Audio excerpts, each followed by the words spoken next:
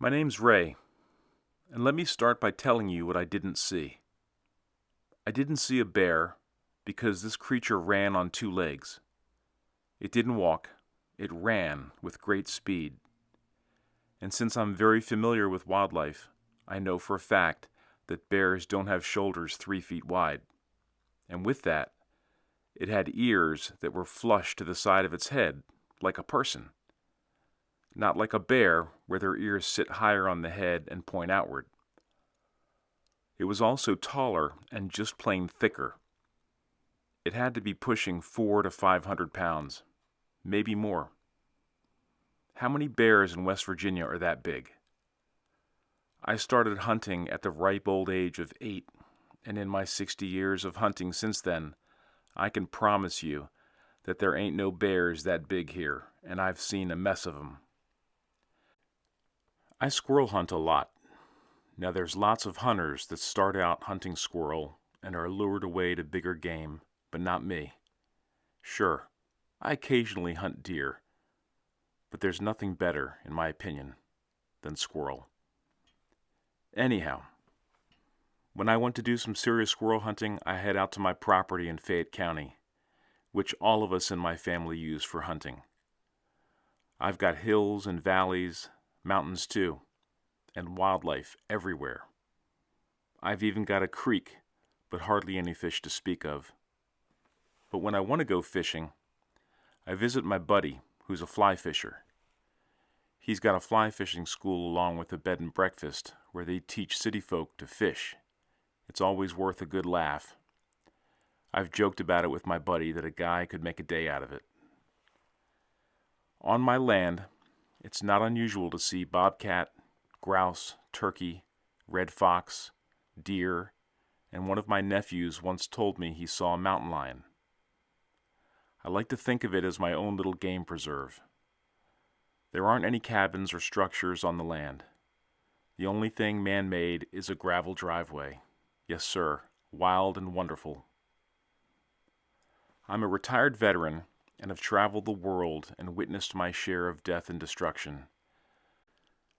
I'll admit that I've certainly softened, and to be honest, since this occurred, I especially don't like being out here alone in the pitch dark much anymore. Just my preference. I've been hunting on this property all my life, and yes, I've had friends tell me that something else is out there in the woods. They've seen it, but never get too specific. I believe they doubt what they've seen and would rather not be questioned. I begin my morning just before daybreak so I can get back before dinner. That way, I keep the wife happy, and we all know what that means. I believe it was a Friday in early fall. Still quite a few leaves clinging to the trees. I had the day off. I was seeing a lot more squirrel than I usually see all year in the past few hunts, but today, for some reason, it was different. Not a one to be found. So I continued to travel further back into the woods until I was almost up against some adjoining private property. Now, I'm not a young guy, but I'm still in pretty good shape, physically, for my age. I just celebrated my 68th birthday. But taking the hills and ravines will sap some of your energy for sure. I stopped to take a break and sat down against a tree and made myself comfortable. I dropped my pack, got out my water bottle. I went to take a gulp of water, and as I tilted my head up for a swallow, I caught movement up in a tree just across the way from me. It was dark colored. Is that a bear? I kept my eye on it, but didn't think anything would arise. Bears spook easy, and they don't want anything more to do with me than I do with them. I had my 12 gauge, but the only ammunition I had was for shooting squirrels. Number 5 shot was all I brought. A little underpowered, but better than nothing, I guess. Well, let me just say this was the weirdest looking bear I've ever seen. I think my jaw hit the ground as this bear shimmied down to the bottom of the tree, ripping off bark as it landed. It then quickly stood up on its two legs and began swaying from side to side from behind the tree. I did get a fairly good look because it was wider than the tree it was climbing down. And since I sat on a small incline, I could see its legs, torso, and further up to its shoulders and part of its head. This wasn't a bear. It was quite a bit taller than the average black bear, and by a lot, I mean. It looked more like a gorilla. I'd say it was about 6.5 to 7 feet tall. That was my best guess. It was just plain big. I could tell it was a male, and he was jet black in color all over, and that made it harder to see detail in his face. But I sure could see that he was built like an athlete, kind of like a football player with a bodybuilder physique, but longer arms, big chest, and a V-taper going down to his midsection. I didn't see much of a gut like I had. Now, I'm beginning to feel a little intimidated. This thing looked powerful. We were a good 30 yards from each other, and I'm thinking it might be a good time to leave. As I stood up and slid my backpack on, I didn't take my eyes off this creature. I held my shotgun in the ready position. I tried to look threatening, kind of a don't mess with me look. That's when I caught a strong odor. It was awful, and almost felt like my eyes were stinging. I gagged and coughed, taking my eyes off the creature. That's when I saw him back away, turn, and run, almost diving into a thicket, which put some extra distance between us. Maybe I was still loopy from being dehydrated, but I amazed myself that I could keep so calm. Although, the longer I stood there, which felt like minutes, but was probably more like a handful of seconds, the more on edge I began to feel. All I could say and mutter was, "Oh Lord, sweet Jesus." Let me tell you, the woods went dead silent. I knew I had to walk out of these woods in the general direction that the creature departed. I wasn't about to climb a mountain and circle back. I didn't have it in me. But no problem. I decided I'd give it a wide berth, and so maybe I would make a wide semicircle around where I thought it might be. What was that? It just came from just right of my path, right where I thought he would be. I stopped and wondered if I needed to readjust my position.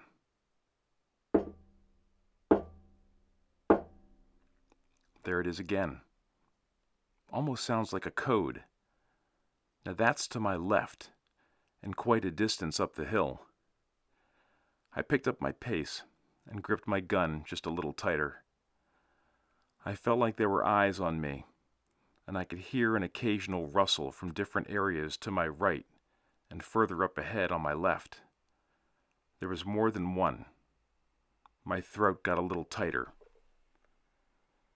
I'm former military, and I believe I mentioned that already, but I was starting to have flashbacks. I don't know. I had to keep it together. As I saw it, 3 things could happen. 1, I was being forced into a choke point, which I couldn't avoid because of a valley that I had to cross to get back to my vehicle. 2, I was going to have to run and maybe shoot my way out. That was almost laughable with my measly 5-shot and my 12-gauge. Maybe I could aim for their heads as long as I'm 20 yards or less away. Ha! Sometimes I have a morbid sense of humor. And then there's number 3. I keep my cool and just walk out of here, non-threatening. Keep my eyes facing forward. So here we go. Stay cool. You can do it. You're 1,000 yards away as the crow flies. That's behind me. Whoop! That's also behind me. I make it through the valley. I'm trying to make a beeline to my car. I'm out of breath. I've lost my hat, and my clothes are soaked in sweat. I say a little prayer out loud. dead silent from the peanut gallery. I can see my car now through the trees. So, Mike, what do you think happened next? Yeah, I ran. I ran as fast as my legs would take me. I broke my promise to myself, and I lost my cool. I started to cry and dumped my heavy backpack. I needed to move quicker. I fished for my keys and headed for the driver's side door. Wham! That had to be a rock. It hit my car, and it just missed me. I felt it as it whizzed by me. Fine, I'll take that. I cranked the ignition and threw it in reverse. Wham! Another rock. I heard glass. I'll take that too. Just a little more gas, and I'm doing 50 down the gravel shoulder and onto the main road. A wave of relief swept over me. I'm wiping the tears from my face. I never took my eyes off the road. I wasn't about to look into those woods. To make a very long, crazy story short, I haven't been back to my family's land since. Most of my hunting buddies are skeptics, and now they've heard my stories too. And to them, they're just stories until they see one. I've given my advice to them. It's a Bigfoot, and there's more than one back there. Watch yourself and pack some serious firepower just in case. Like I said, I'm not playing with fire. I'm taking a break, but I'm not out of the game. You see, I'm stubborn, and once I get over the jitters, I'll be back out there, but I will change my game plan. I'm not going to hunt alone. I have to admit, I'm a bit fascinated and curious. Are they some type of ape? Maybe I'll find out. They let me live, and I'm grateful for that. I don't know what the future holds, but I'll keep in touch. But the story doesn't end there. Several weeks later, Ray's family enjoyed a Sunday afternoon picnic on that same piece of property where Ray had his encounter. And that day, on the picnic, his nerves were working overtime as he focused on keeping an eagle eye on grandchildren and nephews. Thankfully, the day would end without incident. As most of the family loaded up and made the trek home, Ray and his brother stayed behind to clean up. Loading bags of trash into his pickup, it was almost dark as they departed. As the crow flies, Ray's home is about 4 miles away. When you follow the roads, it's more like 7, maybe a 15-minute ride. Sometime during the night, the trash bags that were brought back from the picnic area were torn apart and scattered along the driveway. Coyote? Dog? Or something else? As Ray and his wife began cleaning up, he discovered something unusual.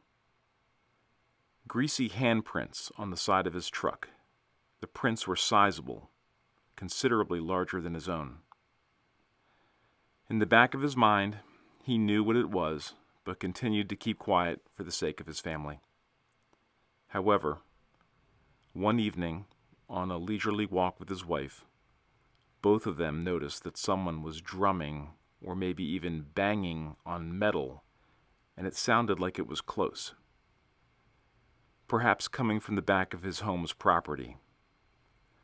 Years ago, his father and uncle had parked some old cars and trucks in an open field by a ridge. It sounded like the noises were coming from that area. Retrieving his pistol, Ray walked back to the area, scanning for movement. And then he saw it, or should I say, them. 2 to be exact. Dark in color, long-limbed, stooped over, and now motionless with their eyes locked on Ray. It had to be the same creatures. They followed me. How? The picnic and the trash. They followed me. I was going to the dump that next morning, but left it in the truck overnight. Scraps of food, most likely too irresistible for these animals. Gun drawn, Ray backed away. He finally told his wife, and then his brother. They wouldn't have believed him if it weren't for the fact that just like that, he gave up hunting. They knew something was wrong, because hunting was his livelihood. Ray was apprehensive about their presence, and so kept his guns to offer what protection he could, if they should attack. Although he'd never fired a shot at these creatures, he couldn't guarantee it would never happen. What he did become was an insomniac. On our last conversation, he said that even worse than the first confrontation was the lingering psychological effect that they're out there. I see them on occasion. It's been a few weeks. They keep their distance because they can see that I'm always armed. It's not uncommon for me to wake up every few hours and just stare out the front window, watching, waiting. These bastards have scared me out of my wits. At my age, they took away one of my greatest joys, and I'm unable to do anything about it. I hate them for it, and I'll never let my guard down. Thanks for listening and subscribing. Let's go ahead and announce the raffle winner for the Bigfoot's Wilderness coffee mug. The winner for the month of December is Thomas. Thomas, your mug will be shipped by the end of this week. Thanks everyone, and if you'd like to enter the raffle, please go to bigfootswilderness.com and enter your email address. Have a great night.